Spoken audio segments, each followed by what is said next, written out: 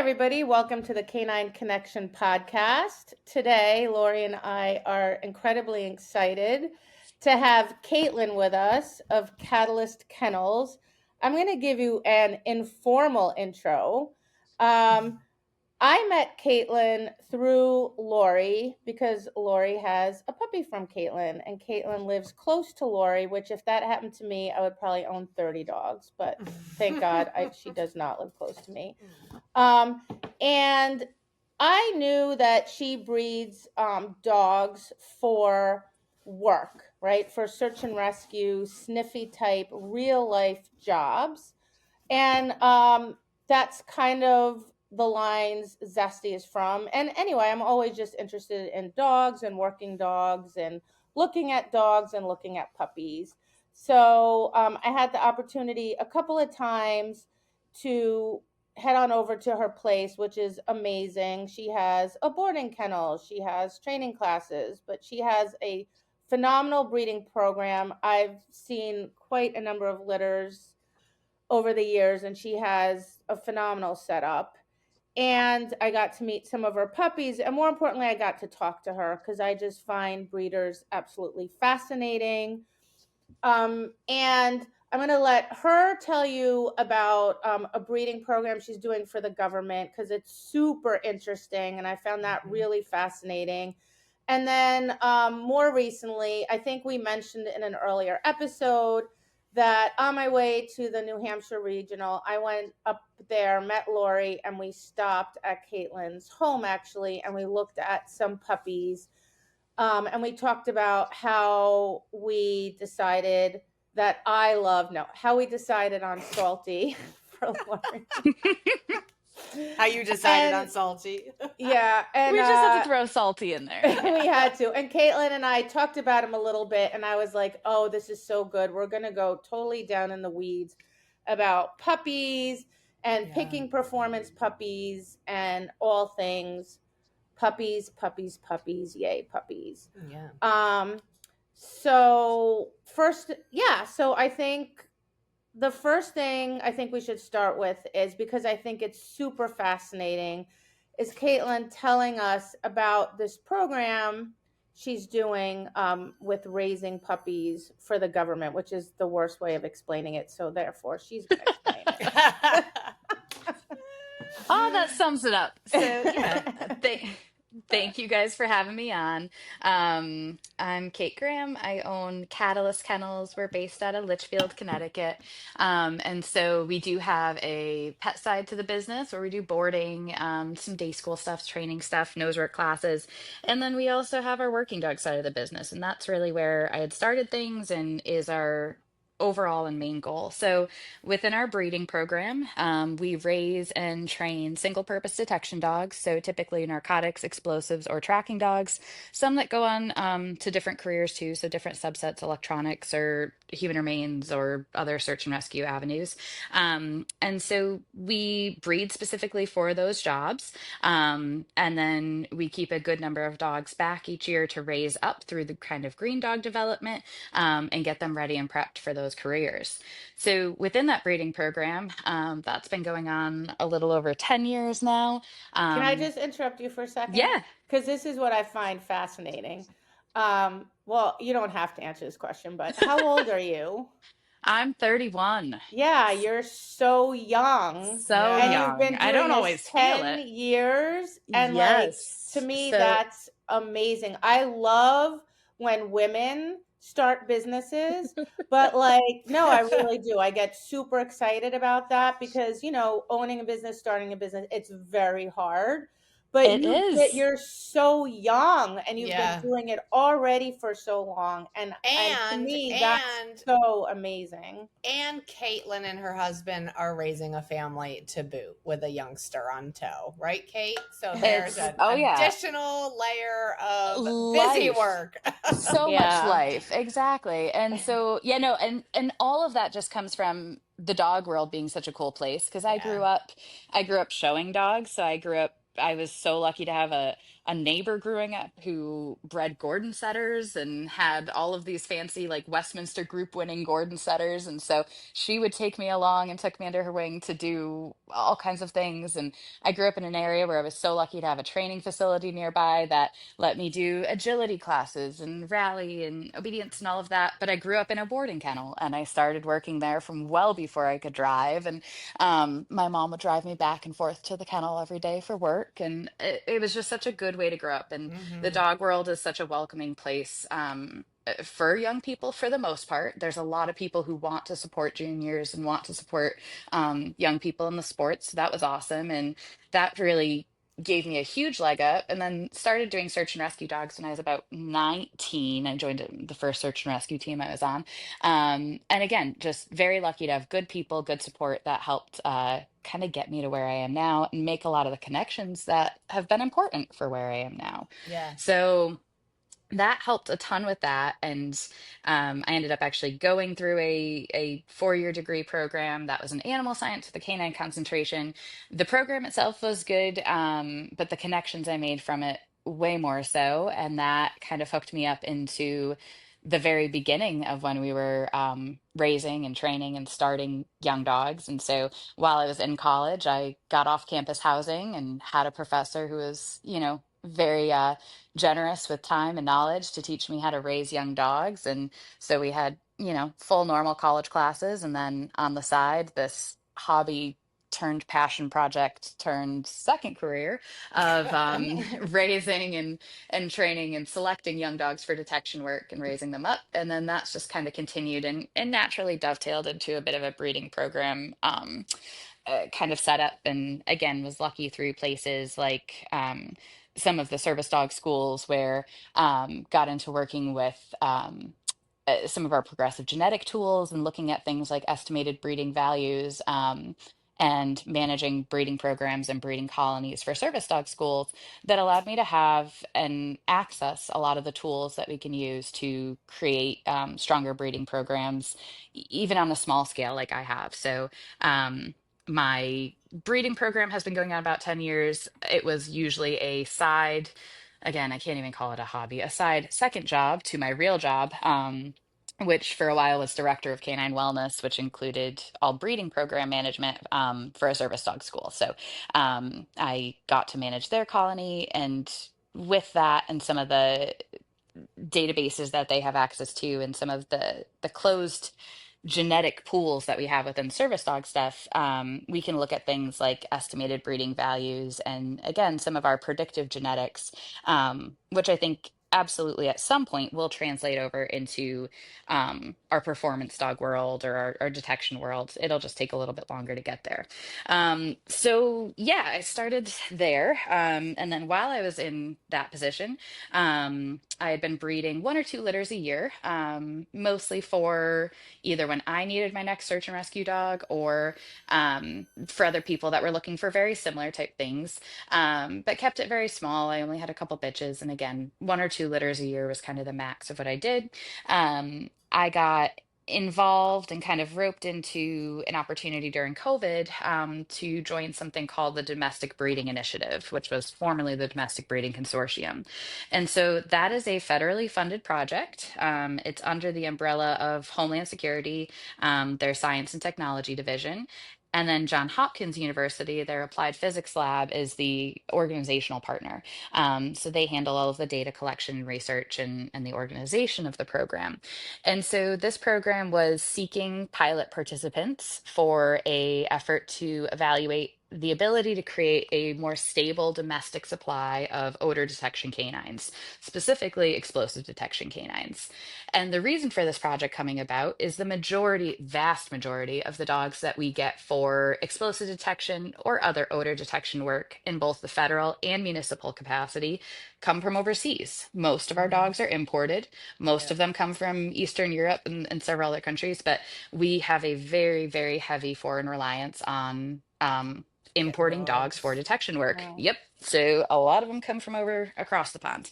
And so federally, this was Are they labs or so different breeds? labs, short hairs, a couple other pointer-ish breeds, and then our Malinois and Shepherds, our Right. Dutchies. Those are predominantly coming from um, somewhere in Europe, or again, somewhere overseas. Sometimes we don't know exactly where they're coming from, but they get imported and they're here, and then we figure out who they are.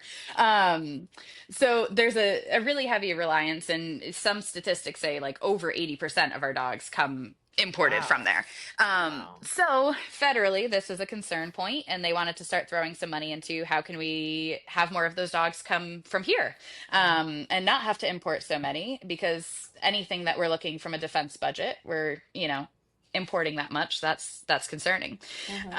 So one of Kate, let me yeah. just ask you, what is the reason for the lack of domestic breeding to source dogs from our own country? Like what Yeah. what is the cause of that? Is it just lack There's, of breeding programs that I think, can lack of breeding programs at scale.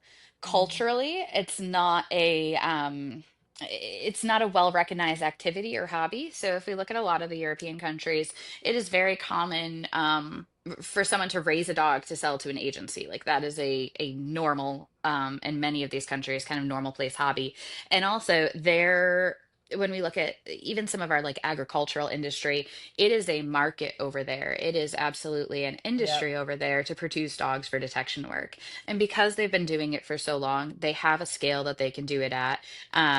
And for better or for worse, but there are lots of people over there who have figured out how to do it very well. And so they have the numbers, they have the mass. If we look at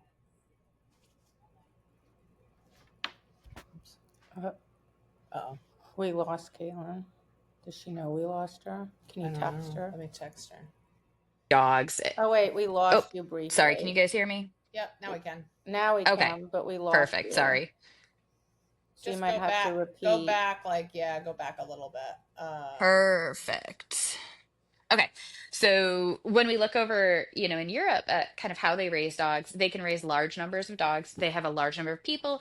It is a profitable industry over there. They have the scale, the kind of setups and facilities, and just infrastructure in place to be able to raise dogs at scale, and the experience and the knowledge for the most part to be able to do it quite well. So just as we might see some of our, other smaller kind of niche agricultural industries over here, dogs are that over there.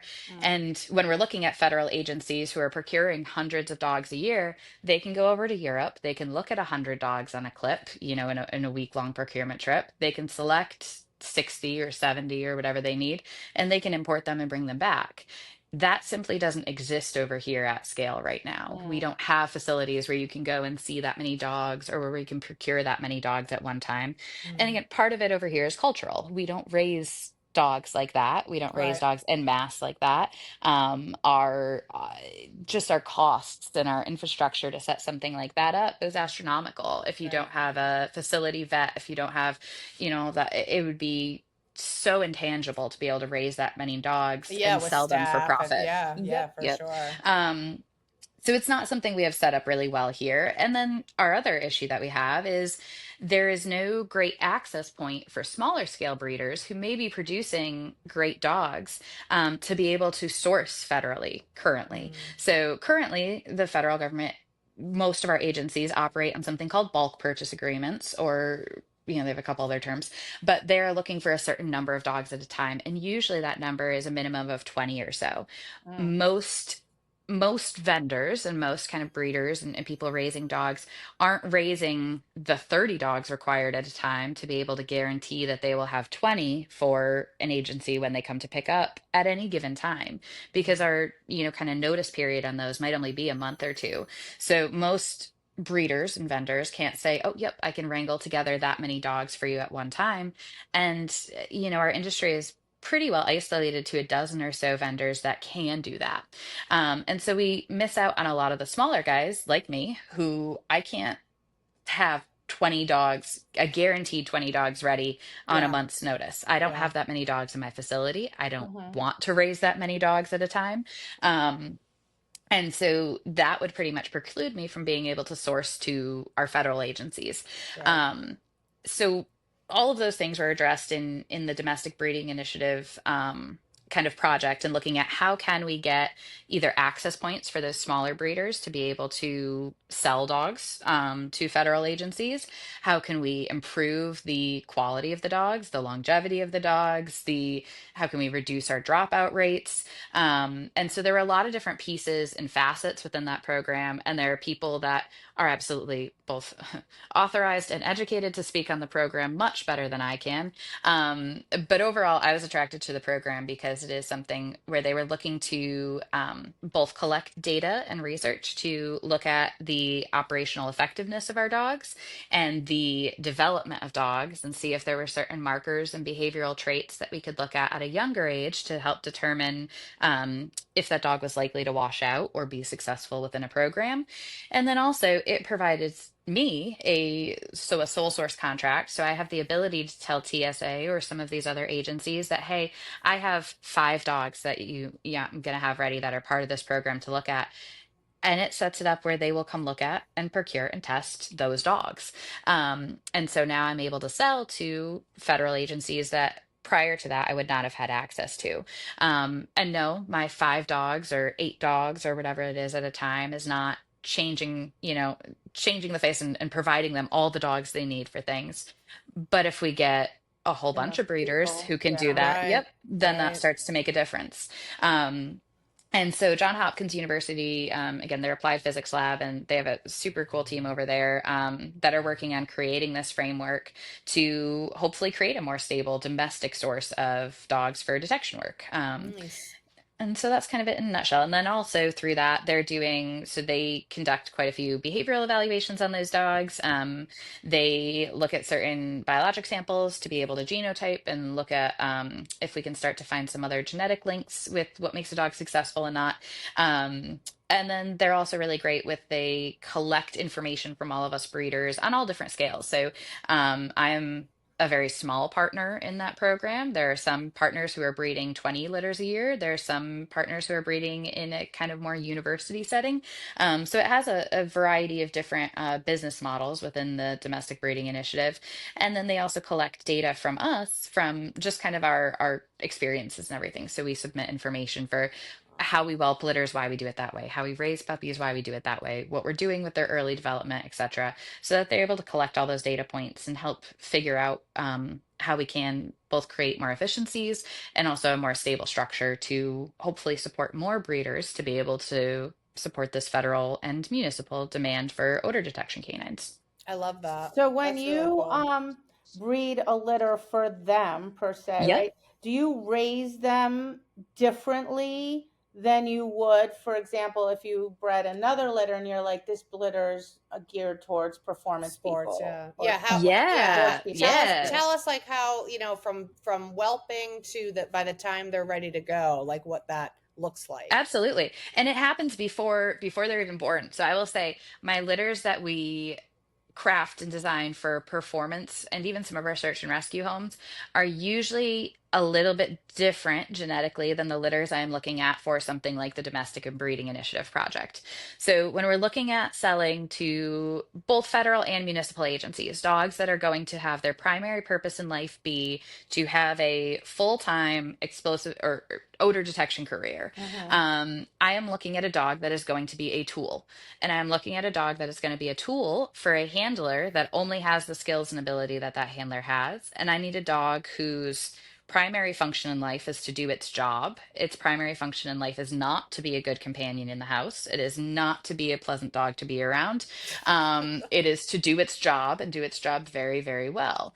And so often with those litters, I will say for the most part, the litters that we are designing for that are not actually the best sport or performance prospects, or even for some of our handlers looking for search and rescue dogs. Those litters do not always produce the same things genetically.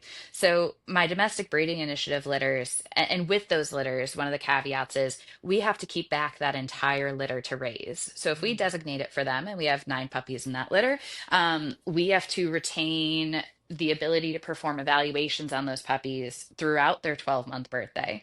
And we are to raise most of those dogs, except for some that we may breeding designate, for the intent of being sourced for federal procurement. So we might have, my younger litter is 6, so all 6 are being raised for that purpose. They are going to have to deal with some things in life that are going to be a little bit different than what a pet dog deals with.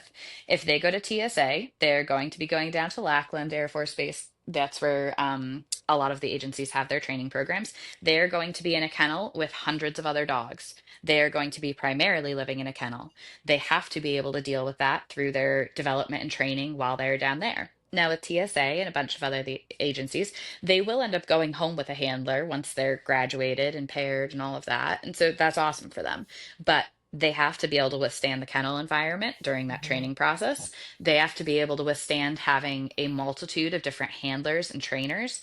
They have to be able to deal with having someone that they have no idea who it is, pull them out of the kennel and work them and work at the same level, whether they know that person or like that person or don't. And then they get paired with a handler who often has, quite frank, a lot of them have never held a leash before, never had any type of that. dog And skills. this dog needs to be strong enough to be able to deal with a handler fucking up the end of their leash. And the dog goes, "Screw you. I'm just doing my job. Leave me alone." Whenever you say that, I'm always just like, I just imagine these dogs coming out of the kennel and being handed to some person who's never even like walked a dog in their life. Yeah. It's, oh my God. Oh yeah, but you need a special kind of dog to be able to deal with someone, messing with their leash, to be able to. We really need the dogs to be able to just work despite the handlers often. Exactly. And then the handler's skills will improve and come along. But yeah. Is this just a dog that's just a crackhead? Like, it's like all I care about is it's working. An interesting. Yes. So for the most part, now arousal comes into play, and we can talk about like drive and arousal later. Can't be a super high arousal dog just because of the environment that they have to work in and what the dog has to do performance wise, but must be so innately driven that we as a handler don't need to bring much to the table to motivate the dog. The dog is motivated intrinsically either by the work and by its reward system. So like when I'm looking at those litters, possession and toy motivation is a huge thing. I need a dog who doesn't just like toys, but if we have a handler who the most interaction this handler is going to do is just give the dog a ball at the end of its search and stand there and be blank faced. I need a dog that likes its ball that much that it's going to be willing to work those hours of work just to get its ball and stand there with its ball. Because we don't have the handlers bringing a ton to the table. And again, most of these handlers are going to develop great skills and a great rapport with the dog, and it comes along in time.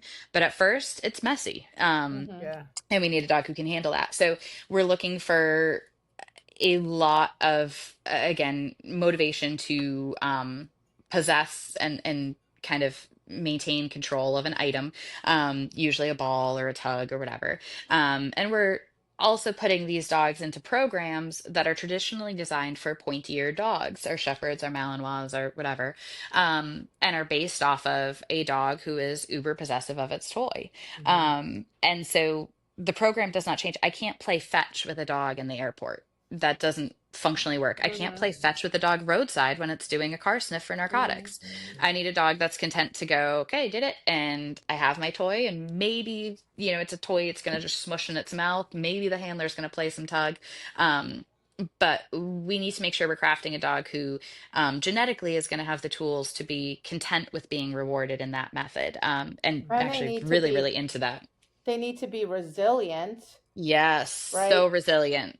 They need to be able to handle a lot of inadvertent pressure from the handler. And again, we're talking detection tasks. The handler can't give the dog the answer. The handler can't direct the dog to find the information. The dog needs to be confident and self-possessed enough to be able to do that on their own, and to want to do that on their own. So for detection purposes, especially when we're looking at that side of it, yes, I need a dog who can work with a person and is amenable to a person's opinions and suggestions. But at the end of the day, the dog goes, I am the one actually who knows what my task and job is. Again, you need to follow suggestions, you need to work with me, but the dog is leading the team there. And so we want a dog who's willing to do that. Now, performance wise, that's not always ideal. And that's not always useful for us for a lot of our performance objectives. So we might want a dog that's a little bit more of a team player. Those team player dogs, though, I might have a hard time sourcing to my first time handler, either federal or municipal, that the handler's going, I don't know, buddy, what do you think? And the dog's going, I don't know either. What are we doing? And it can get messy quick. So I need that dog who goes, screw you, I'm doing my job. Just Follow follow me. along behind me. Yep. And Yep. let's go. When you talk about the toy, you know, the method of reinforcement with the toy, wanting them just to have like just some sort of just benign act of, here's your toy, we don't need to necessarily go into this active game. Yep. Are you starting that out with these puppies right from the get-go, like developing that insane just want for that reinforcer?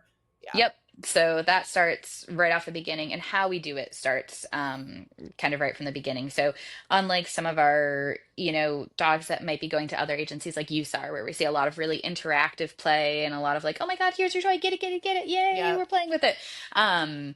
We typically try to, when they're even really little, the toy is the most exciting piece of the game, and we actually keep a handler completely out of it. So we do a lot of flirt pole stuff, a lot of the puppy on a harness. The toy is what's kind of being animated. The puppy can create animation in the toy by how much effort it puts into trying to get to the toy. Puppy is then able to work through, okay, push a little bit through pressure, can get the toy. And then when the puppy has grabbed the toy and is maintaining possession on that toy and holding that toy, we're working it a little bit more like we might work a dog starting in bite work, where we're, allowing that toy to kind of stay alive. But as soon as you let that toy go, it's going to run away. And so we want to keep that toy in our mouth. We want to continue to possess that toy. It's very self-reinforcing to possess that toy and hold on to it. But while all of this is happening, the handler is not stepping in and going, oh my God, that's so good. Nice job. No, it's a game between the dog. It's a game between the toy and the dog. It is not a game that involves people at first. And so that kind of foundation often helps build the attitude that we're looking for, if the dog is just so motivated to get and possess its toy and not let its toy go. And we're not having to put as much support in. We can always add more, through good, proper play mechanics and being able to create good engagement games with the dog. But quite frankly, when they come out to test my dogs, they're not doing that. They're giving the dog a toy. They're standing there for 30 seconds saying nothing. And does that dog, continue to be interested and motivated in its toy, or does it go, oh, well, if you don't want it either, then I guess I'm going to drop it and move along. We need that dog who's going to be quite content to just go, yeah, I got my toy. Like, I don't really give a shit what you're doing. Yeah, exactly. Right. And then the engagement. It's the absolute definition of Zaina. She ended up in the wrong place. She should be working at an airport. Let's see. Well, Zaina's brother, we're planning, I think, this spring to breed. Let's see, they would be Remy grand puppies. So similar to that. And I'm like, that's Zaina, but Remy is biddable. He Zaina is is not at all. Like, she is everything you described. She Lovely. Is so freaking confident. Like, she owns the planet. Nothing phases her. She will play all by herself all day long as a tiny little puppy. She was gone in my yard entertaining herself, and I went, oh boy, I'm going to have to work really hard to matter. And the truth of the matter is, I still really don't matter. She's still not working for me. She's working for her reinforcer, right? That's what she's working for. That's really, and it's so like, that hits the nail on the head. That's what I'm looking for dogs to go into certain roles for professional detection work. I need that dog that is working for its reinforcer, for its job. Because again, I don't get to pick the handler. And a lot of times we look at the handler and go, ooh, that's going to be a little bit rough. We don't get to select that. So we need a dog who can work despite the handler. But, and I'm sure you could speak to it as Zaina, that presents different challenges for our performance sports and our team-based sports. And that's not always the most ideal. And so when we look at the most ideal puppy for a certain task, that does not make that puppy kind of the most ideal for another task or role. They all fit in different parts of the spectrum, and the roles require different temperaments, different behaviors, and different genetic traits. So, yeah. Yeah, and I was just going to interrupt and say, because this is where I think people can get it wrong when they're looking at puppies, right? And they love the puppy who's, and this is for performance sports, when they want a teammate and they're like, oh no, I want the puppy, the one that's climbing out of the box, the one that's got the toy and doesn't want to give it back, the one that's a psycho. And then like that's where people get it wrong, because I remember when I first met you, Kate, and I was like, oh my God, I love all these dogs. What about these dogs? And you were like, oh no, you don't want those dogs. Those are the jerky asshole dogs. Yeah. They're really fun for other things. Well, the thing is they look like they seduce you, because they are like driven, and they are like all the crazy things. Like you want that drive. Everyone goes to, I want drive and arousal. I want drive and arousal. But at the end of the day, then you can end up with a dog who does not give a shit what you think. Hint, hint, Zaina. Well, and that, yeah. They're so tough, right? Like Yes. Dana in a search, 300%. If I'm like, oh, I think it's there, she'd be like, you're stoned. It's here. There would be no question in her mind, right? Like that's how she is in life. She's, well, not just her, I should say, all my dogs really, because I get the crackheads, but I also learned a very long time ago. I did field work with field trial people, really good field trial people that taught me how to manage these dogs. And it is management in life 24/7. Yeah. People never see that. I tell them stories. I hike. They're like, oh, I do too. I'm like, no, you don't. You are not like that. traipsing through the woods for an hour and a half when you're tired, up and down trails with your dogs running full bore the entire time, not even staying on the trail. I don't know where they're half the time. They're over here. They're over there. They're bringing me animal body parts. They're leaping up and down walls. Well, and it's not like an optional thing. Like it's the lifestyle optional for these dogs. Like I can't not take my dogs out. Like, you know what I mean? No. Like they need those needs need to be met for these kinds of dogs for sure. Like you can't just not attend to that for whatever amount of days, else you're going to be royally fucked in the house. Like, and life skills. Like my dogs are on the dining room table. They think that's hilarious. Get down, right? Why should I get down? I said get down, but I really, you know, it's not like, honey, no, you're not supposed to get down. She'd be like, you're, like it's managing them in life, like teaching a recall to a dog like that. Like there's so much to it. And they see my dogs in the ring, and I can't tell you how many people, who's your breeder? And I'm like, you don't want one of these. No, it's not going to be a pleasant dog for you. And it is the management piece, because again, Tab Ever's mom is 12. She should be able to be loose in the house when I'm not home for a little bit. The amount of work I have to go through to contain my dog food, because it has just been a task of hers to figure out how to do this. This dog can go through Vittles vaults. She will go and figure out how to undo any cabinet latch, all of that. And then you come home and she's just food gorged herself and she looks like a little tick. So, it's constant management in these things, because they're just going to continue to find things. And again, they will continue through their whole life to find things to get into. We can't ask for that much persistence and go and intensity in the work and then expect it to just be non-existent in the home. Right. Yes, my dogs right now are all sleeping around the house and they're being good, but they hiked this morning. We have done other things to make it so that they can have this off switch and nicely kind of coexist. And it's still a huge amount of management. And so that dog is not always the dog that people want. And so I was just watching a bunch of my dogs compete in agility over at the Thanksgiving cluster. So that's always fun. And it's nice to be able to see a whole variety of dogs go. And it's so funny because we have quite a few dogs who I laugh at, and they are so fun for the handlers to run, and they are so sexy to watch. They are fast, they are flashy, they are whatever.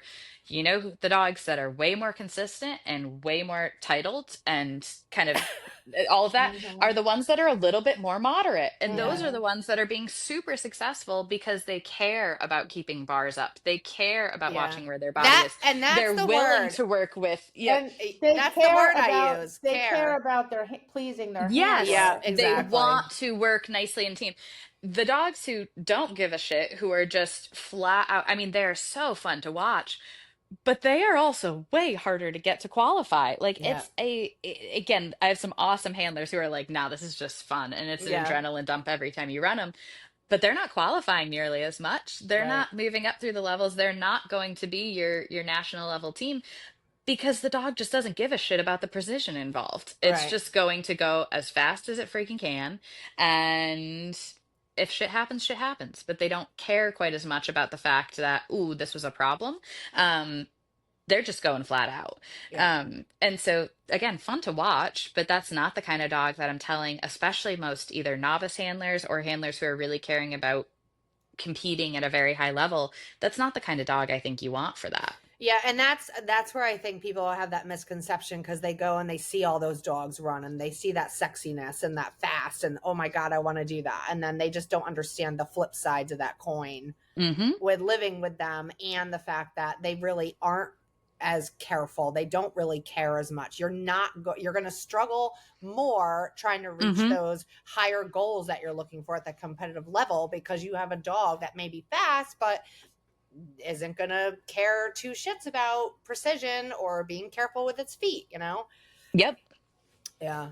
Well, the other piece of it too is drive, arousal, like managing that. Like it's such a hot topic right now, and the Yeah. reason it's a hot topic is because it's challenging and because Yes. people innately get a dog and you do not innately know how to manage that, and it can Mm-mm. spiral out of control very quickly, and then you can hit a point relatively early on in a dog's career where you're kind of at the point of no return. Like you just can never real. And I've seen this happen so many times. The dog either washes out. Maybe they keep the dog, but it can't do the sport they want, or it can't do a sport at all. And they kind of are like, well, it's the dog, and I'm always like, it's not the dog. It's the trainer and I don't mean this in a derogatory way because like I said, it's very complicated and hard. The trainer did not have the skill set and the understanding of arousal and the ability to manage it so that it Yes. channels, because I picture it like this giant burst of energy that just explodes all over the place, and if unless you have the ability to take it, squeeze it all into this laser beam, and then when you have the laser beam, you have what ultimately everybody sees and wants. If someone has that sexy dog and they have the skill set and they can manage it and control it, which is Mhm. rare, Mhm. It's right? so rare. Yeah. And So so rare. that's where I think a huge misconception and huge problems arise because, even when I'll tell some people, I'll be, don't get that dog, don't. And then I look later on, oh, they got the dog. I'm like, God damn it, this is going to be a disaster. Yep, it's Mm-hmm. a disaster.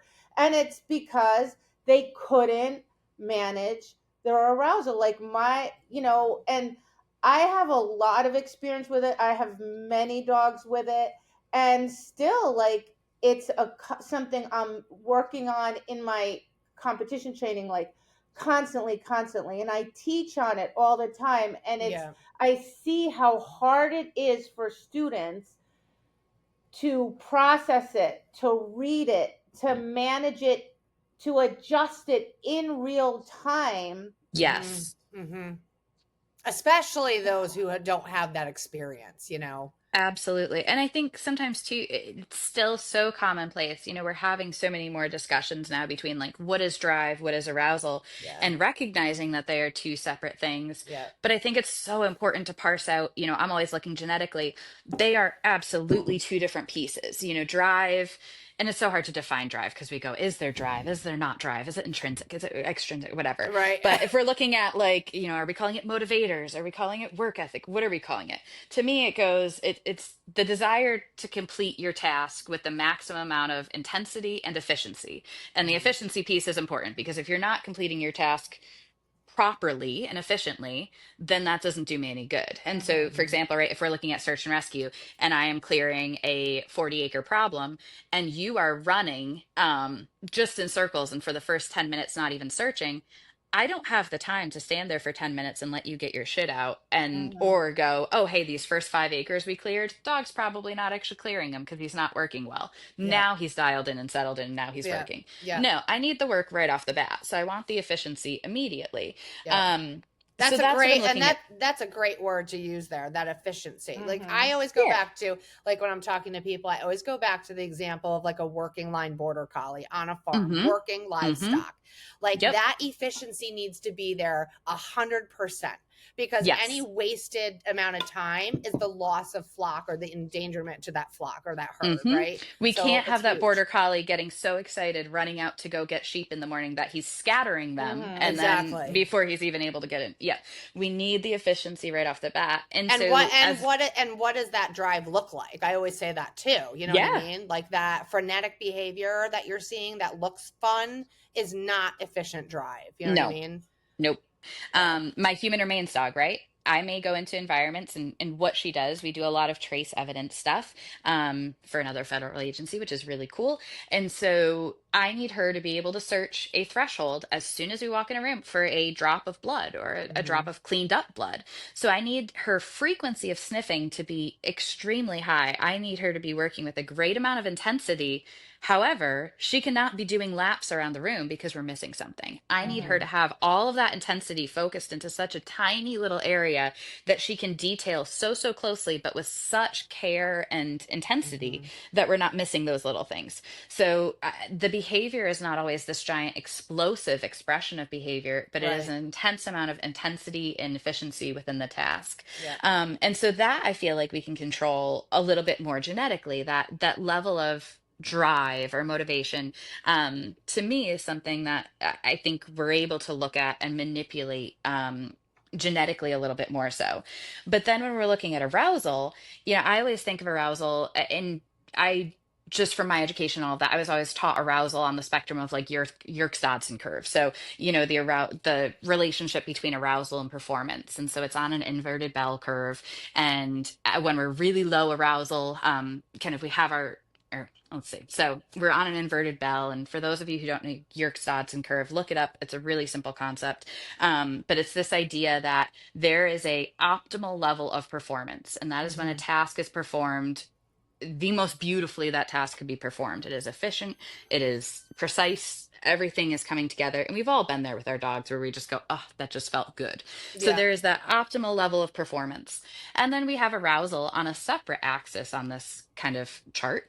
And arousal is going to run from the spectrum of very, very low arousal to very high arousal. When we're very low arousal, we are not going to have the highest level of performance. We are going to be operating in a state where performance may be sluggish, we may get distracted, we may not have focus, or we may just have a lack of energy to be able to perform the task. Right. As we move towards the middle of that curve, or that middle of that kind of ideal arousal point, we will reach a point in which the performance of the task is as beautiful as it could be.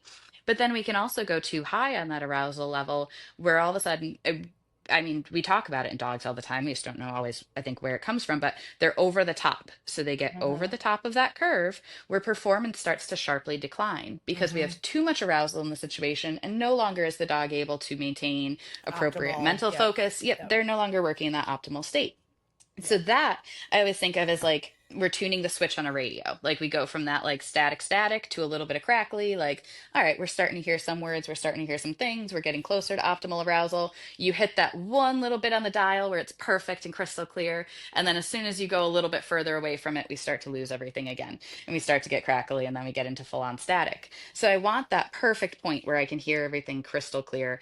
And that's what I'm looking for. And arousal, I feel like is something that we can manipulate more so than Yep. we can manipulate a Mhm. dog's ability to have the drive. I think dogs personally, I think dogs are born on the spectrum with they have a maximum ceiling for the drive or the Mhm. motivation they are able to put into a task, and we Mhm. can build them up to that point, but we're not there's only so much that we can put into that. Right. And But we're gonna arousal, we we can can manufacture that a manipulate little far bit more. more. Yeah, for sure. Right, So right. what are you let's talk a little bit about like when are you starting to really start to see these differences in arousal drive in your puppies, and like, you know, what are you telling people who are interested in specific litters? Like, let's get into that a little bit because of Yeah. how we, you know, I think we've talked about this before a lot, like where we, you know, the three of us even, you know, Mhm. where people have that misconception of what they're looking for, what they want. Right. And so I look at it even, I mean, we start seeing it at 4 and 5 weeks, and we have three Mhm. opportunities a day to see it because we see it every day when that litter is having their meals prepared for them. Mm-hmm. Or just when mom steps out of the box. And sometimes we start to see it then.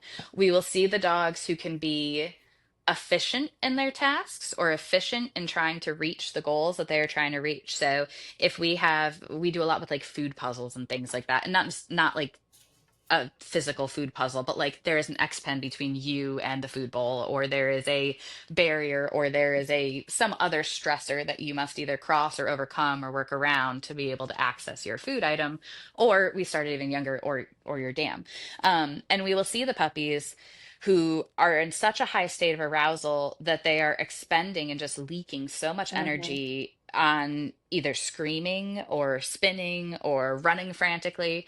And then you see the puppies who get gritty right off the bat and just go, all right, buckle in, let's figure this shit out. Mm-hmm. Um, and so I think we can see that. I tend to see that start even 4 or 5 weeks. My puppies who are going to handle things by just throwing more energy at it, or my puppies who are going to handle things by throwing, that are going to efficiently work through a stressor. And those Um, puppies, Kate, may look a little more moderate than the other puppies. Usually do. Yep.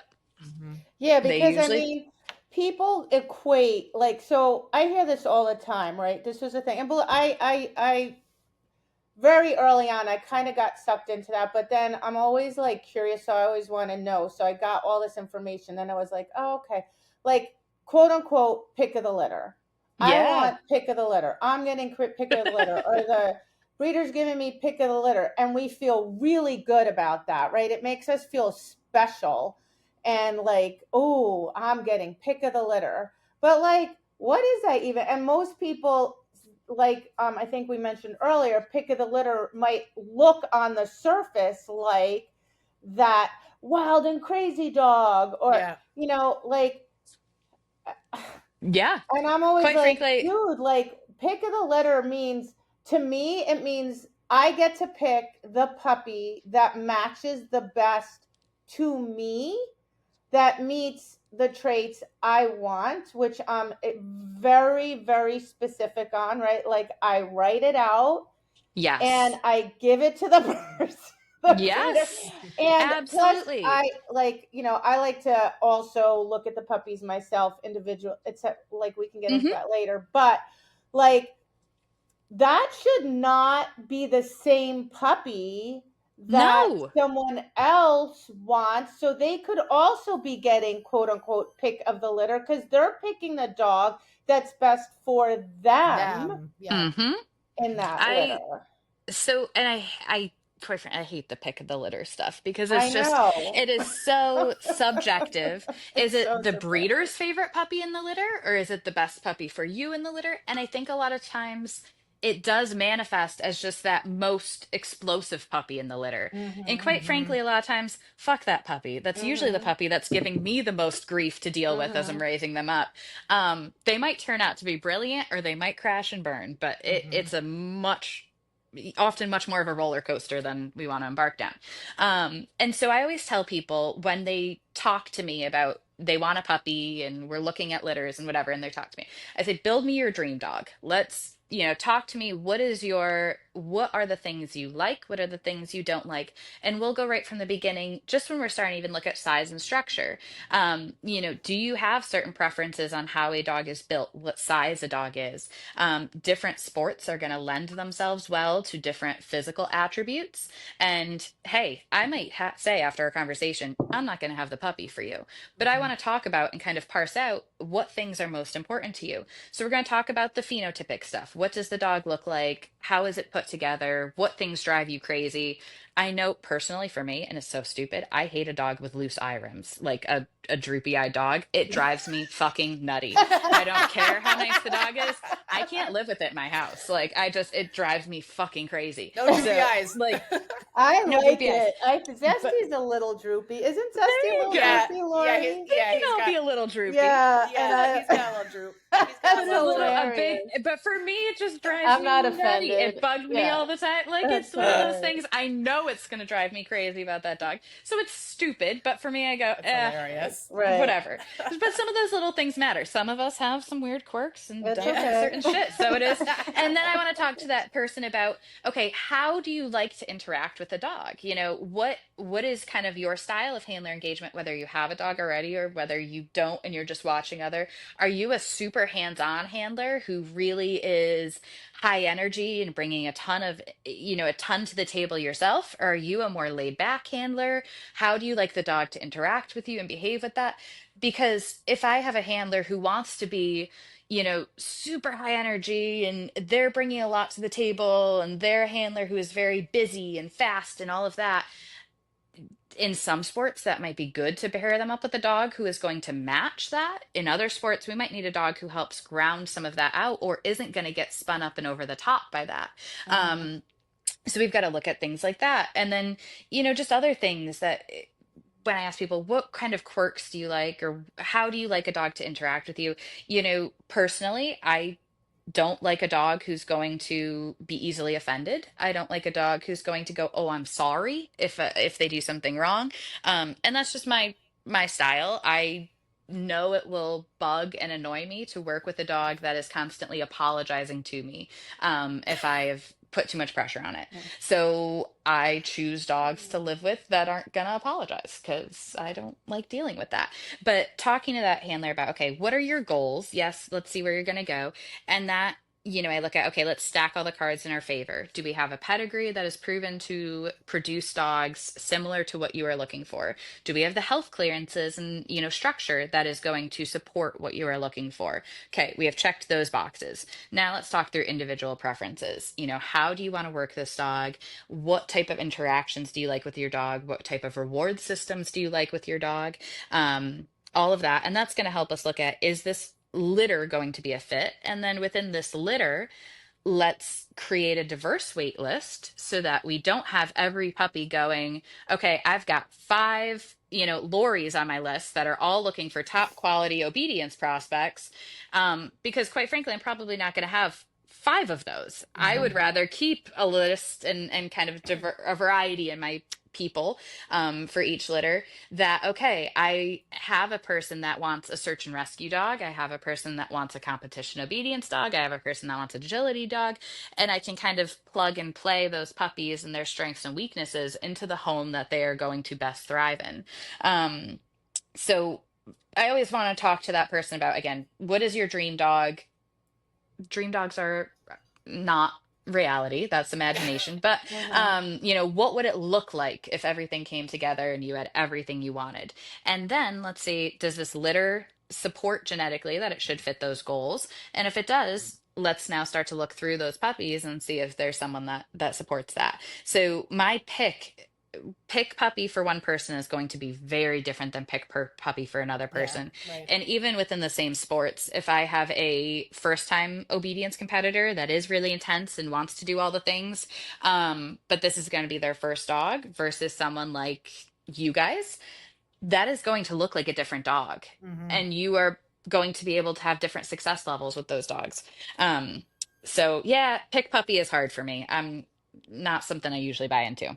Well, Yeah. and people should be, the other thing people do, which I've seen this happen many, many times, and it never ends up working out the way they wanted, is when they make an emotional decision, right? They're like, Yes. I want a puppy now, and I know what I want. So this has happened. I know exactly what I want. Oh, what do you want? I want this, this, and this. Okay. I'm going to go look at this litter tomorrow. I go, wait, did you even research it? No, I'll walk away. If that puppy I want, I said, okay, I'll No, remind you them. won't. Remember, you said you wanted a puppy that has these traits. Yes, I remember. They go, they come back with a puppy. I go, does that puppy have these traits? Well, I'm sure it'll be great or whatever. I'm like, well, did you test it? And I'll define my definition of testing, which I think may be actually similar or not to yours. Probably. But I'm like, did you even test it? Like, did you take it away from the other puppies one by one? Did you do this? Did you? Well, no, blah, blah, whatever. And then what happens? Never happy with that dog. They're never happy with that dog because they made an emotional decision. They went in, they saw what we all see. Puppies. Who doesn't love puppies? I adore puppies. They're adorable. I loved Salty. I loved that puppy. I mean, he was everything. I could tell right away. I was like, I would take this dog in a heartbeat. But I wasn't ready to take a puppy. So I wasn't going to take him. Even though he was a puppy that I was like, I know I would be very happy with this puppy. But and I was able to walk away. But like, people look at puppies, it's not what they wanted, but it's a cute puppy. And the breeder, of course, would like you to have the puppy. And they're like, oh, take the blah, blah, blah. And off you go. And then I'm like, don't complain to me about this puppy because, you know, this was not, you have to remember, you're going to be with this dog forever. Yeah. Right. And do you want to be happy? Like you said, no dog is going to be perfect. Like, you know, I could argue on the one hand that Zesty is a perfect puppy, but on the other hand, he's a horrible dog to live with.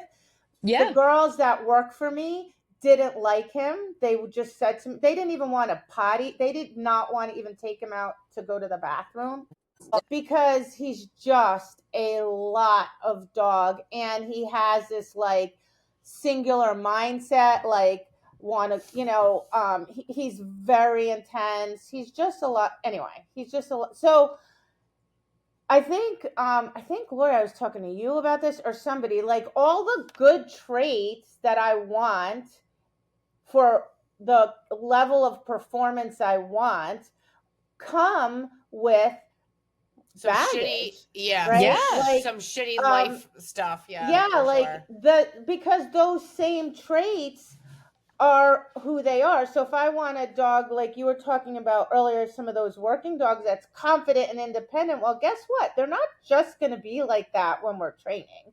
No. They're going to be like that all the time.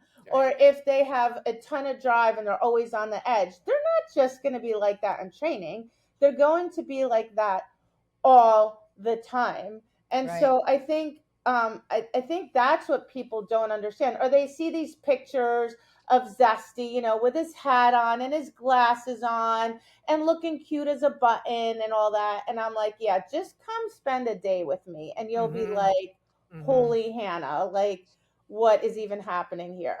You know? Oh yeah. And people don't understand that. And I think if they really did, and if all breeders would just be really honest and say, like, look, you know, you can have this, but like Zaina's breeder, I will say, she's not even really a breeder. She's just bred a few litters. She wanted a puppy. She bred, you know, the litter. She knew that Zaina could not first of all, she did not want her because she knew she couldn't handle her. Like she out and out said it. Like I can't. And I kind of waited, you know, till kind of the last minute to commit to her. I don't know why, but whatever. She was in a panic. She didn't tell me till after because she was like, I don't know what I'm going to do with this dog because I don't have another home that could handle her. Right. I can't keep her because I can't handle her. So she was well aware at 5 weeks old, at 6 weeks old, and at 7 weeks old that this dog was not just going to be able to go to any home. Right. Yes. And she was like incredibly relieved that I took her because she's like, you're probably the only person I know that could actually handle this animal. So, but this is not like bashing breeders in any way, shape, or form, but it's like being realistic about the dogs and then communicating that to the clients, the purchasers, whatever you call us, crazy people Yeah. that want dogs, that this may not be the best dog for you. And, as a purchaser, like I have many times walked away from litters, like Yes. looked at the litter, walked away and been like, no, the puppy I want is not there. And I've told breeders, like I told Jesse's breeder, I said, this is what I want.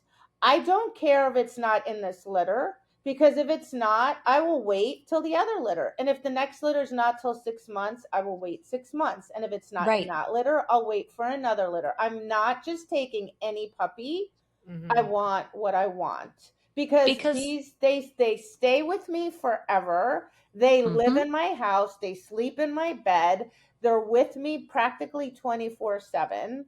And I compete at a certain level, and I want what I want. Yes, and not every dog can be that. We can't Right. love them to be that. We can't train all of them to be that. They are who they are, right? Yep. And we talk about it in other sports, right? Like, I can't go play professional basketball. It doesn't matter how much I train for it. It doesn't matter how much whatever. I am not talented enough and I'm not physically built enough to go do that. Um, so we accept that. Why are we thinking that we can just manipulate a dog that is not the right fit for the task into being this perfect creature? It's an exercise in frustration. Mm-hmm. Um, and we need to make sure that we are working with breeders and someone who we trust has our best interests in mind and is not just trying to sell puppies or to get the litter all spoken for. And I do understand from the breeder perspective how tricky it can be to go, shit, I'm going to have 3 puppies left. Now, for me, I go, cool. I just raise those for police departments. Like, they're just going to hang out with me and we're going to raise them up and maybe they'll go search and rescue. Maybe they'll go police. Maybe they'll go federal. Like, let's see what that dog wants to do. I have the staff and the facilities to go, meh, I don't have the right home for this puppy right now. Then it's going to stay back with me. Not an issue. But for a lot of breeders, that's very tricky. We can't just look and go, oh, I'll just raise an extra 2 or 3 dogs this year. Like, that's a Mm-hmm. lot. Um, and so we feel pressure to need to get all these dogs into the right homes. And I mean, I see it. I talk to bitch owners sometimes. I have a few boys that we offer out at stud. I will talk to bitch owners. Okay, what are your plans to place this litter? And if they go, well, I have some performance inquiries and then, some active pet homes and some whatever, a lot of times, and I have several boys that'll go, okay, never mind then. Like, this is just not going to fit that, because this dog is typically going to produce a dog that is not going to be super happy as an active home or just an active pet home. And if that's where you're placing, then I think you need to reconsider your stud choice, because we're going to produce dogs that the owners are going to struggle with and the dog is going to struggle. And perhaps working in the pet side where we do pet boarding and we do pet training too, and I have a crew of awesome pet trainers that work with me, we have to see the consequences of that, of someone who got a dog that they were told would be great to be an active hiking companion, an active, fun companion that way, and now they are dealing with over arousal behaviors, reactivity, whatever it may be that usually it Mm-hmm. manifests as, Yep. because they do love to hike, but they love to hike on Saturday once a week. And then Yeah. the dog, Yeah. what does the dog do the rest of the week? That And most of that active companion animal thing is a farce. I hate it. really I hate it because you're is. just like, to me, it's like you are setting these people up to fail. Like, active companion, like, what is that? And then we see those people fail and how frustrating it Mm-hmm. is for the dog and the human. And, we see these people that go, this is not the dog that they wanted. And they might love it still. And most of them will make it work. But it's not the Oh my lifestyle or the God. dog they wanted. And No, why I'm are we just placing those laughing. dogs I'm there? just laughing because it's like, I I have Oh, a want, yeah. boarding like, kennel. I come in the living room and like Salty's on the fucking table, like the fucking end table, like just standing there, like they're not normal. No. No, I and living with these dogs is what it is. If you want to see fucking chaos right now, I'll open my back door and holy Right. shit, the dogs that will come from everywhere and smash themselves out the door. They have door manners. Do they give a shit? No. No. Because oh my God, the door got opened and maybe we're going to fucking do something. Just, It's oh my not, God. it's Zessy's not like that fun. every time I get up. Yeah. It's Oh, like yeah. he'll be in What are we a doing? dead sleep. I get up. Yes. He leaps over the couch, like literally jumps over the couch, runs to the hallway, and he stands. Are you going up? Are you going in the kitchen? Are you going up? Then I head in the kitchen. He's like, are you going out the door? In the door? To the basement? Yeah. Where are you going? Where are you going? I'm like, oh my God. Like, Yes. I don't even notice it anymore. It's normal. But I also have a boarding kennel. And for a while, when I had my rehab there, we also did pet training. And like, that's when you would see these dogs come in for training, these poor owners, like well-meaning, pulling their hair out, these dogs, a complete train wreck. And it's all because it's a complete mismatch, right? Yeah. Yes. And now we're trying to help them. And my trainer, who is young, would come look at me like, who thought that? I'm like, look, who thought this was a good idea? I'm like, I know, but all we can do now is do the best we can to help them out. But is it ever going to be ideal? Of course not. It's never going to be ideal because it was a mismatch to begin with, like From the right out of beginning. the gate. Right. Yep. And that's where I will tell people, I mean, I get people who inquire a lot. And as a breeder, it's so sometimes hard to turn those away that you could hear this awesome home and they have property and they have a pond and they want to do this and that with the dog and they want to whatever. I know one of my dogs, it might be a beautiful piece of property. They might love to take their dogs on walks. They might love to do all these things. It's not the right home. And I will turn down those homes. I will absolutely help. I have a few other breeders that I will refer them to. And I go, here, this person produces dogs that you are going to really enjoy. But they don't want the crack addict that because there's a pond in the backyard and they go to move any bit towards the backyard and that dog is just screaming and racing into the pond no matter the time of year. They don't want that dog. And they might think they want that dog, but that dog's not actually going to be super enjoyable for them to live with. It's going to be a lot more management than what they want to put into it. And most people want a dog because they want a dog to enrich and bring joy to their life. Right. Some of my dogs do not bring joy to my life. Like working them might bring joy to my life, but living with them does not bring joy to my life. You know, and I always like, I go back to, I'm like, there's like winters where like I check the weather and I'm like, fuck, like it's gonna fucking ice for 3 days. Like what? I go to a panic.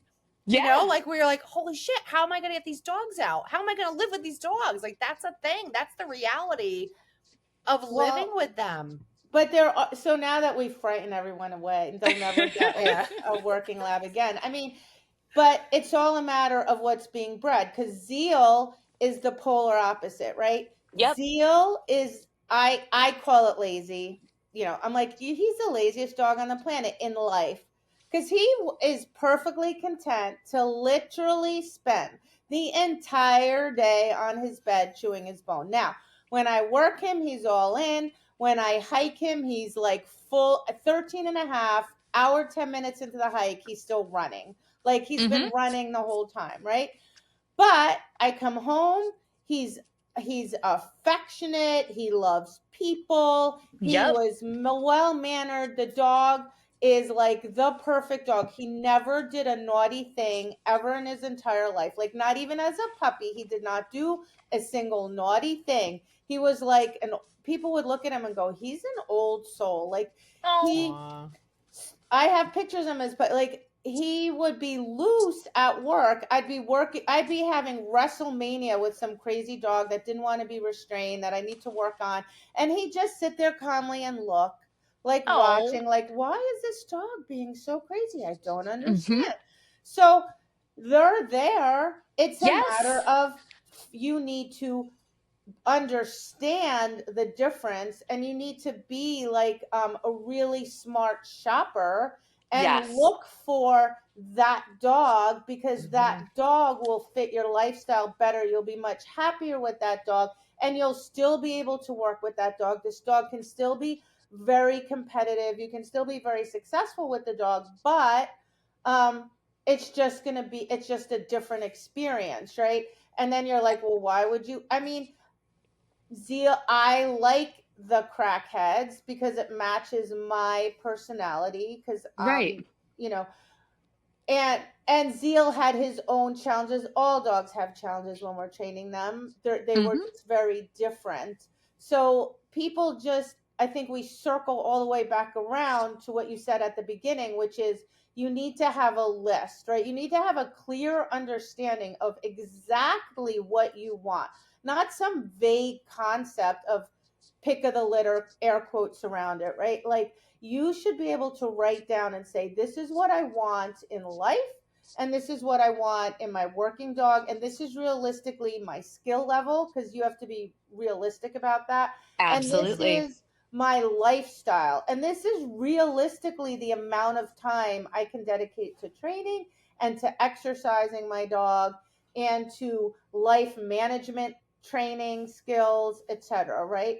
Because if you Absolutely. don't have that, it's like you're walking into a forest with zero direction. Like you're just standing there in the woods. Like I don't even You know where don't I'm have the going. structure, and you're at the mercy of just whoever is able to sell you a good story, or sell you a Hmm. good, description. And though it's so icky to think about because it's animals and it's a welfare thing and all of that, we do have to go at the end of the day. Breeders are trying to sell you a puppy. You are the consumer who is trying to buy a puppy. If Hmm. you have a specific list, if you were going to buy a car and had your checklist of all the things you wanted, you would not be sold an emotional story to get a car that is a completely different make and model and year than you wanted, Hmm. because you need a car that is going to meet your list.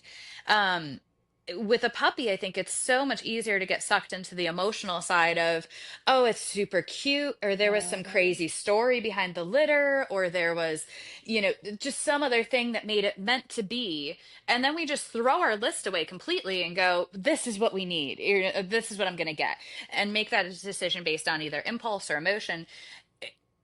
There are breeders out there. There are so many breeders of dogs. You can find what you are looking for if you wait long enough and you are Yeah. persistent enough in your search. And you have to do that. Yeah.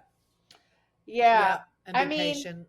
my second dog I ever got, like I knew nothing, right? And so anyway, we go to this breeder's house, and she starts telling us, so I wasn't doing performance. So she starts telling us about champions and pedigrees, and showing us glossy pictures in this magazine, and we were like, wow. Yep. And then she shows us this litter, and they're so darn cute. Of course they're cute. They're puppies, right? And we're like, oh, okay. So long story short, we buy the dog. Come to find out way later, the dog was dysplastic. Oh. Right? But we got, like, I didn't know, right? I just didn't Mm-hmm. know. And Yeah. so Mm-hmm. talk about, like, I got sold a story, right? Because I didn't educate myself. I didn't know what I wanted. And I was just looking for a pet. Not that that makes it okay, you know, but case in point, like, I got distracted by the fancy magazine cover and the letters and the behind it, in front of, like, probably in front of the dog's name, I don't even remember, champion Yeah. this, whatever. And the story she sold about, like, how great this litter was and all this stuff, like, and we just believed her. Mm-hmm. Like, Mm-hmm. would I have believed somebody, like you said, if I went to buy a car just on the word alone, or something? Probably not. But I don't know why. We just, probably because she's an authority figure, in the sense that she, quote unquote, knows what she's talking about, and Hmm. I, quote unquote, didn't. This was pre-internet. I'm old, in all fairness to myself. It's not like I could have gone and Googled it, right? But nowadays, for sure, you could at least Google health clearances and stuff like that. Right. But it's Absolutely. just an example of, like, kind of not being the most educated consumer, not getting all the information first, and then Hmm. being discriminating, right? Yep. Like, and then getting innocently sucked in, right? Because Mm-hmm. you just didn't know any better. Yeah. When And I think what? the other Go one ahead. other point I want to bring up before we get off that topic is, the breeders also only know what the breeders know. And so we can see there are some phenomenal breeders who are fantastic at producing field champions and produce these beautiful field champions, and consistently do so and have top pedigrees for doing so. That's great. Some of them have a good awareness of what other sports entail. But if you go to some of those, if I went to some of those as a detection, looking for a detection prospect, and I said, I want you to sell me your puppy that's going to be the best fit for detection, and just left it at that, do they actually know what I'm looking for in a detection No. prospect? Do they know what I need my final product to be? Do they Right. know what I need, what traits I need most strongly from my dogs? And does the sport that they are competing in or trialing dogs in, which is a completely different sport, does that sport actually reward the traits that I am looking for? Because often there can be some crossover generalizations, but it's not fully exactly the creature I'm looking for. And we don't have breeders for the most part that are breeding like specifically for competition obedience, Right. working labs just for competition Mhm. obedience. So we do need to look at breeders that are pulling from other working disciplines, but then we need to be able to articulate, hey, I am doing competition obedience. These are the traits that I need, and this is what is most important to me. And we need to make sure that breeder understands how those traits are going to affect the dog, the final product, your training methods, all of that. To be able to send you the dog that is actually going to work for you. Because if we just go, oh, they're looking for a competition obedience dog, so they're looking for a calm dog that's very biddable and a little soft and listens to directions well, that might not be the dog at all that you need it to Mhm. be. But that's the assumption or the stereotype, and Yeah. or just what they think. And so we can't just say I'm looking for a competition obedience prospect and leave it at that. Yeah. We need to be able to articulate what traits are important, why they are important, and then as the consumer we need to be honest if that litter is going to meet that needs or not. Yeah. Yeah, that's so funny that you said that. As soon as you said that, I went, oh, I'll bet you that's why way back I learned to sit down and articulate exactly what I want because I was getting my dogs from field trial breeders and I knew they had no idea what I was doing. Mm-hmm. Like, none, and no idea what I was looking for in a dog and all these things.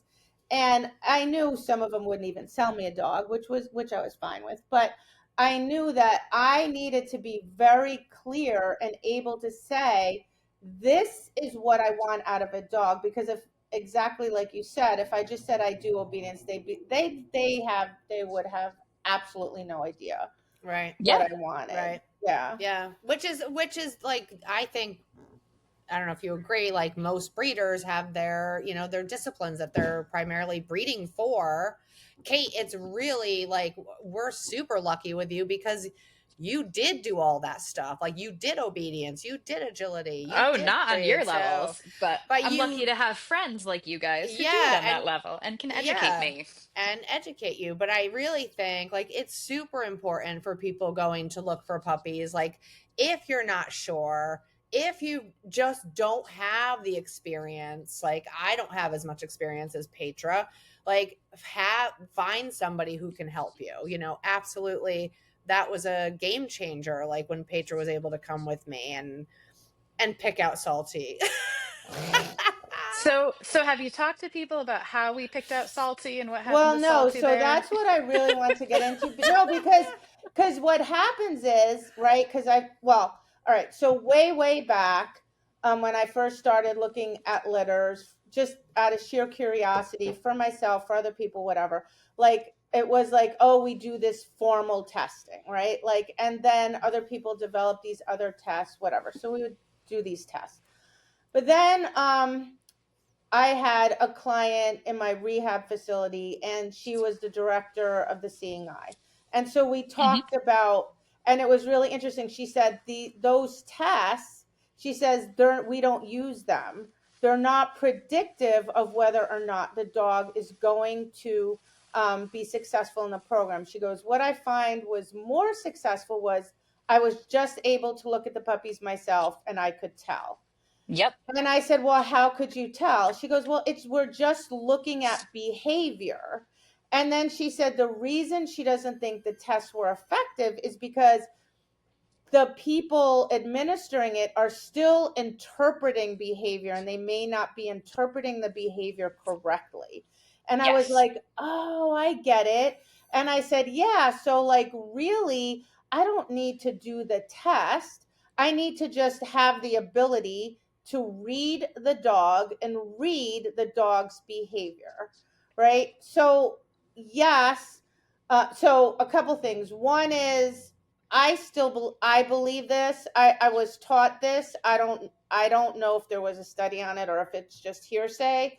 In my personal experience, again, that's all it is, just one of one, me, right? Like what you see with the puppy between 5 and 7 weeks old in the litter, in the pack, is not the same as what you necessarily is what you will see when you take them out one by one Agreed. away from their litter mates and optimally in a spot they have not been in prior. So, if they've never been in this room or this building or in this yard, take each puppy individually out one by one. And so what I started doing after a while was I would just take it was like completely informal, right? Like I would just take that puppy out and we just walk through wherever we were, and there would maybe be some obstacles there, whatever. It wasn't like even that formal, and I would just observe each puppy.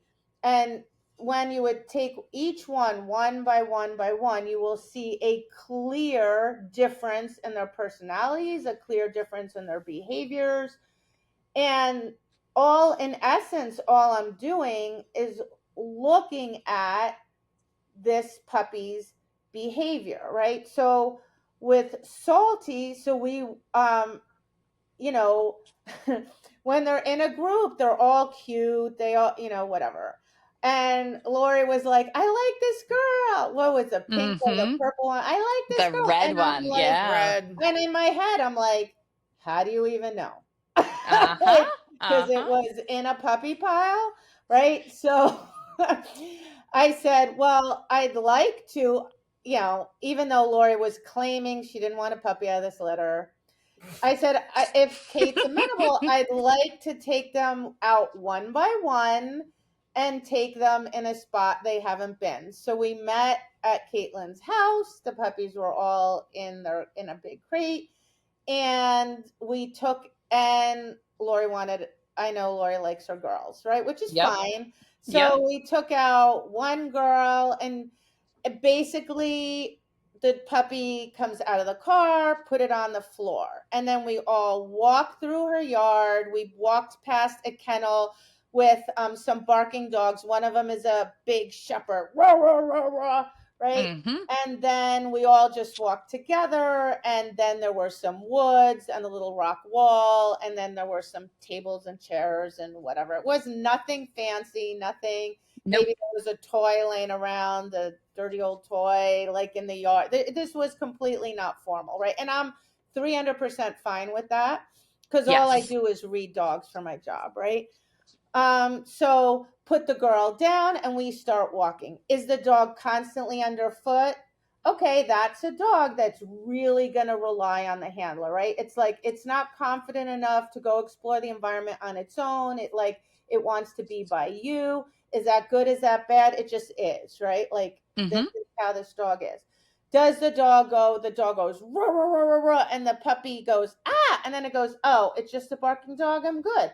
Is that bad? Is that good? It just is what it is, right? It's a Right. simple response. I'm just observing behavior, right? And then you take out the next puppy and you see the difference. Oh, this one's a little more confident. Does this puppy take off and go sayonara? And you're like, puppy, puppy. And it's like, yeah, I could care less about you. All right, well, it is what it is. This puppy's going to be extremely independent. It's very confident, has no problem exploring the environment. It's not that concerned about you, Mm-hmm. right? Might be good for some people, might not be good for other people, right? Right. Like it But is like you what said, it it is. just is what it is. It's It not is what a it is. quantifying this is a bad puppy or a good puppy. This is just who this puppy is. And now we Mhm. figure out where that puppy should go. Right. And then so we looked at the different girls. Now I know what I would want in a high end, and by high end I don't mean it like in a snooty way. I mean it in a dog that's going to be asked to do work that's extremely complicated, because we don't just want to go to obedience competitions. We want to go to tournaments, right? We want to go to high pressure situations where this dog is going to have to perform over and over, day after day, under super challenging conditions and hold it together, right? So I understand exactly what that requires, right? And I know that's what Lori wants. So that's what I'm looking for when I'm looking at these puppies, right? And so we're looking at the girls, and I'm like, the one girl, I liked her, but I'm like, I'm not sure if this is what I would want, right? For what that kind of situation. So we looked at the three girls, and then Katelyn snuck out a boy, right? And Tried to puts sneak him out a boy. He did. puts him on the ground. He's on the ground. I don't know how long, Caitlin. Oh, it's 3 seconds, right? And I'm Yeah, like, literally. oh my God, I love this puppy.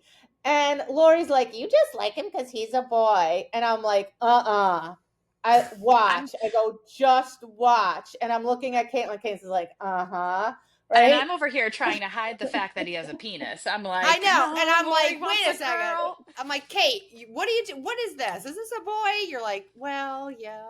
Yeah. And Maybe. then, so we start, what is it? This second he hit the ground, he stands there and he goes, I own the world. Yeah. He's like Mm-hmm. confident. His chest is out. He's got a certain amount of twitch, which means it's like drive that we talked about, right? Like he's going to work all day and all night for you. Now, I also can tell pretty quickly this is going to be a handful. Yes. Not anyone can handle this dog. I said this dog is going to fight you on certain things. It's like especially as they get older, that's in him. I can see it now. The big bad dog barks at him. He stands there, looks at the dog, and is like, who do you think you are barking at, dude? Yeah. Like, no startle, no concern, holds his ground, like, puh, you ain't scaring me, right? Just super confident, but checks in, which I like a lot, Mm-hmm. right? And fearless, just has this thing about him where I'm like, these are all the traits that I would want and would need in a puppy that's going to be doing the things that Lori's going to ask him to do. I also know that Lori hikes her dogs a lot. I know that she understands arousal and can manage it, and all these things. So because I can see in that short amount of time, not just who this puppy is now, but who this puppy is going to be, pros and cons, right? Because like we said, with the pros come some cons. Like with a Absolutely. dog that humps everything under the sun, well, he's humping it not just because he wants to have sex with it. He's humping it because he's like, dude, I own you, right? And he's going to try and hump you and own you. Like that is going to happen, right? Mm-hmm. So you better be the kind of handler that knows how to handle that and can nip that in the butt. Like, and so all these things. So I am looking at personality traits, dog behavior, because dog behavior is dog behavior. And like we said, like who this dog is now is who this dog is going to be. You're not going to change this dog and turn it into oh, let's just cuddle on the couch all day, right? He is who he is. And Right. now, not that some of those other puppies that I saw would be great performance prospects with different handlers, right? Where they could Absolutely. be extremely successful. The handler could be super happy with them. The dog could have a super fulfilling life. It doesn't mean that Salty was quote unquote pick of the litter. He actually probably was not, in terms of if you look across the board of like the average person that's looking to buy one of your puppies, like, because he's kind of off the charts, right? Yeah. He would Most actually be a puppy for me in many situations. If I didn't have someone like a Lori in this case, I would go, this is not a puppy I'm confident placing out. He's staying back with me to raise up and probably to go into a detection career because he's going to get returned. He's going to be a Yeah. problem. Um, and that's what it Yeah. is. Yeah. And so it's anyone, if you really think about it, anyone could do that, right? As long as you can objectively read dog behavior. Now you must be objective, right? Because again, we Right. have the cuteness factor. We have the puppy that's going to go, I love you, I love you, I love you, right? Like you have to be able to be objective. And if you can't, bring someone with you that can, that is just going to look at behavior and read behavior, right? Because that's all we were doing. And Caitlin, that's what you're doing too, right? In That essence. is what absolutely. So I don't do like a formal temperament test with my puppies. It is all just putting them in new situations and novel situations individually and seeing how they respond. And also looking at them and playing with them individually because that tells me so much more than how they play in the litter. And Yeah. those things kind of combine to look at how is this puppy interacting with the world? How are they interacting with me? How are they interacting with a motivator? And then we do also have to look at the structural point too. If you're telling me you want a, high-end agility prospect, and I don't send you Mhm. a dog with the proper shoulder angulation to be able to handle that, then I don't care how talented the dog is. It's going to break down and you're going to have Mhm. issues. So we have to look at that piece of it too. And it is very hard. It can be very hard to find the ideal. And then I think just the other piece to keep in mind for people, if we are looking at a litter, I have a good friend right now who has a puppy that got given to him from kind of show low level hunt test type lines. And the puppy looks phenomenal or looked phenomenal as a puppy for kind of a detection prospect. It was checking all the boxes. I have to have some reserves because genetically I go, both parents and the whole breadth of pedigree through here is not capable of doing this job. Maybe this dog is a genetic anomaly, and it is, but it gives me some red flags. And that puppy now is 7 months old and flattened out and is going to probably stay flattened out because it looked really cool as a puppy, but it is maturing to what its genetics are allowing it to mature to, and that's not the level that we would like it to be. Um, Kate, so just explain what flattened out is to some of our listeners who may not really yeah, understand that term. Yeah, so the puppy it had enough arousal when it was younger to mask, to kind of carry it through, and make it look pretty flashy when it was a younger puppy in some tasks. And now that it's maturing out, we're starting to see the dog is pretty quick to quit and give up in situations where we need it to kind of push through. It will not always be super resilient to stress. It's pretty amenable to go, that's just not, the juice ain't worth the squeeze. That's too much effort to have to put in to do that. Um, and y- it is what it is. We can't pretend it's a surprise. Both Right. parents were very laid back, mellow, easy dogs to be around, not dogs that were putting a ton of effort into any type of task. Um, and this puppy is going to mature to probably be a little bit more than its parents, but not genetically what we're looking for a detection dog. So Right. Right. Okay. Yeah, and I think it keeps circling around to you need to know what what you need to know exactly what you want and what you're going to do with the dog, right? Because like different tasks require different personality traits or different skill sets or different levels of drive. Um, and so you need to be clear, like this or these are the sport or sports I'm going to do. Right. This is what's required for those sports. And if you're not sure, don't talk to everybody, but talk to some really experienced people or, some of people that have the ability to be objective and say, Right. okay, these are the traits that I need for this sport. And you need to trust them because I can't tell you how many times people have asked me and I've said, and I pour my heart and soul into like trying to help them. Then they go and do what I didn't said not to do. And then I'm like, oh, good Lord. And right. Because you need to know exactly what you're going to do, what this dog needs to do, what your lifestyle is. You need to be honest about it. You need to be objective about it to be fair to yourself and to the animal, right? Because otherwise, you're just setting yourself up for a dog's lifetime of frustration, disappointment, which is going to absolutely affect your relationship with the dog, and it's going to affect the dog, and it's going to impact the dog's life no matter how you slice it. Yeah. It's going to have an impact on that dog.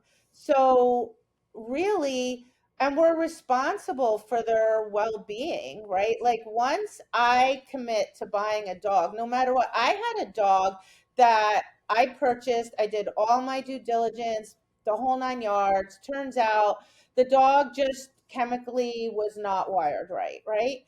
Well, Mm-hmm. guess what? That's my dog. I Right. kept that dog until the day he died, and I had to adapt and adjust and do. I mean, I have thanked the universe a million times for bringing that dog to me, because he would probably have been euthanized, or who knows what would have happened to him, because he was so complicated. But I was in a unique position that I was able to deal with it, and I did agility with him. I hated agility with a passion, but it was like the only thing like he could do, and he loved it more than life itself. And he had all these unique needs that I had to deal with and figure out, and he had dietary issues, on and on and on. Like, but in my mind, I that is my child. I am committed to Yeah. this thing. And so even with having done everything, that's what I ended up with. Okay, fine. I pivoted and I adapted. But a lot of people can't pivot, adapt, or they don't have the resources, they don't have the, not whatever the case, and so you should put a lot of effort in and a lot of objectivity into trying to get the best possible match so that you and the dog are happy together. Absolutely. 100%. 100%. Absolutely. And it's just as Definitely. much your responsibility as the breeders. Like, I think sometimes we give all the power away to the breeder, and it's not that, like, look, I have been extremely fortunate that other than that pet dog that was dysplastic, that I've had exceptional breeders. That But part of the reason I went with them is because I had conversations with them, and we talked about what I wanted, and I made sure that they heard me and that they understood me and that we Mm-hmm. were on the same page. Mm-hmm. Absolutely. And I think we have to be able to have that mutual trust and respect in both directions, where I can respect that you know what you are looking for in a puppy, and your traits that you're saying are important to you are important to you. And because that matters. If I'm just discounting and going, oh, yeah, yeah, yeah, that's what you're saying, but meh, this is what I think needs to happen, that doesn't help the situation. You are Right. a competent and informed buyer, and you deserve to have your list of things that is respected, and that list should be met. Um, and we also need to have breeders who are willing to admit when they do not have a puppy that is going to fit that situation, and be able to say that and articulate that, and not feel the pressure to have to send this person a puppy just because they have to send this person a puppy. Um, it can be a funny situation. Mm-hmm. Yeah, Well, at the definitely. end of the day, we're all human, right? Like, and we're Right. dealing with humans. So breeders are humans. And the seller's a human, the buyer's a human, right? And like with everything across the spectrum, there are going to be people that are providing a good service and people that are providing a poor service, right? Mm-hmm. And there are going to be buyers that are very experienced and very knowledgeable, that are confident and self-assured, and there are going to be those that aren't. And if you're not, then you should get help. Like, that's the way I look at it, right? Is like, if you're not, like, way back when I didn't know, I wanted to learn, right? I picked people's brains constantly. Just like this my friend from the Seeing Eye. I was like, "Oh, like, I just wanted to pick her brain all day and all night, not just about puppies, about everything." Like, Yeah. right? So that's how we should be. We should be endlessly curious. Yeah. We should be endlessly trying to get more information. And if we don't have it, or we don't feel confident, or we're not self assured, then find somebody who is, take Yeah. them with you, let them help you. right? Like who doesn't want to go look at, like, I'm a sucker, like, oh, will you come look at, sure, I'll come look at puppies. I don't care. They're puppies. Like who doesn't want to spend the, a few hours or a day like hanging out with puppies? Puppies. Absolutely. Absolutely. Well, this has been great. I think we're at Wait, oh my God, we're Caitlin. way over. Kate's like, oh boy. Because like I actually have a life no, we're and I have good. things I have to do. Oh no, I'm actually planning my next hike of the next dogs that need to go get There you out and go. do Yeah. things There so you that we go. can have sanity. Yes, but that's Thank no, Wow, it's all we good. got- This was fun. It was fun. awesome. It Thank you is. so much. There's so Yeah. much good information. So much. I know it's going to help a lot of people. So Definitely. we really No. appreciate. And people support the juniors because look what it produces. Yeah. So Absolutely. if you see juniors Support out there, juniors. support them because this is what we get out of it, and then that gives Absolutely. back to our To our dog community. yeah. Absolutely. It all comes full circle. And we don't get people that are coming into this industry, just young people coming into this industry should be supported. And sometimes you may not realize how just a kind word or giving someone the opportunity to talk to them after they come out of the ring, or even to get to watch you train your dog or to play with some of these higher end dogs, that makes a difference and that makes an impression. And giving those opportunities are really what opens doors and sometimes to really cool places. So it's great to do. Yep. Yeah. Well said. Thanks, Kate. Thanks, so Kate. much. Thank you guys very much. This was fun. It Absolutely. was Thank you fun. guys. All right. All Go right. hike your dogs. Yes, yeah, absolutely. everybody, go hike your dogs and good luck with your next puppy. That's right. That's it. All right. Thanks. Bye. Thanks, guys. Bye.